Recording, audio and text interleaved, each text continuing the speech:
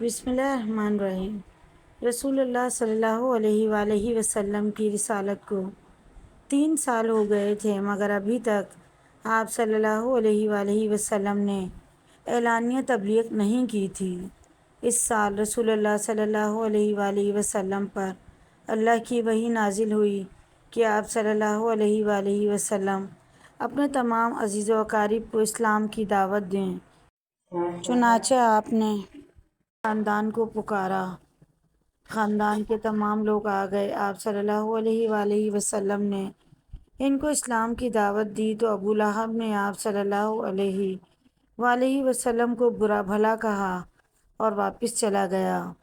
آپ صلی اللہ علیہ وآلہ وسلم نے اپنے خاندان کو ایک بار پھر اسلام کی دعوت کے لیے اپنے گھر بلایا۔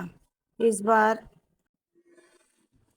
رسول اللہ صلی اللہ علیہ وآلہ وسلم تمام ہاشمی خاندان کو دعوت کا اہتمام کیا اور اس پرتکلف دعوت کا انتظام حضرت علی رضی اللہ تعالیٰ عنہ کے سپرد کیا۔ اس وقت حضرت علی رضی اللہ تعالیٰ عنہ کی عمر 13 سے 14 برس تھی، مگر آپ نے کم عمری کے باوجود دعوت کا بڑا شاندار انداز سے اہتمام کیا۔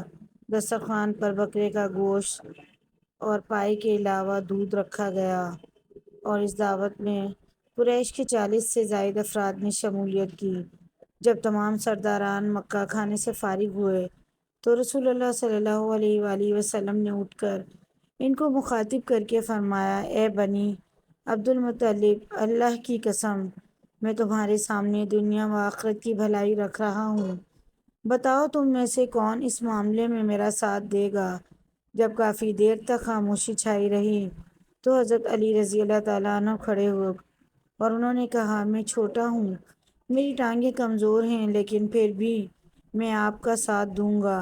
تو رسول اللہ صلی اللہ علیہ وآلہ وسلم نے فرمایا کہ تم بیٹھ جاؤ۔ اس کے بعد دوسری بار پھر آپ صلی اللہ علیہ وآلہ وسلم نے اسلام کی دعوت لوگوں کے سامنے رکھی تو کوئی نہ بولا اور حضرت علی رضی اللہ تعالیٰ عنہ نے کہا، میں آپ صلی اللہ علیہ وآلہ وسلم کا ساتھ دوں گا۔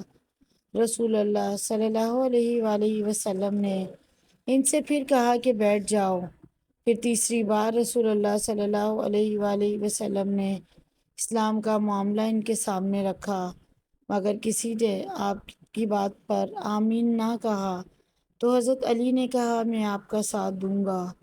حضرت علی کی اس جانبداری کی وجہ سے رسول اللہ صلی اللہ علیہ وآلہ وسلم نے فرمایا، تو میرا بھائی ہے۔ مزید اچھی ویڈیوز کے لیے چینل کو ضرور سبسکرائب کریں۔ ویڈیو پسند آئے تو لائک، شیئر، کمنٹ کیجیے۔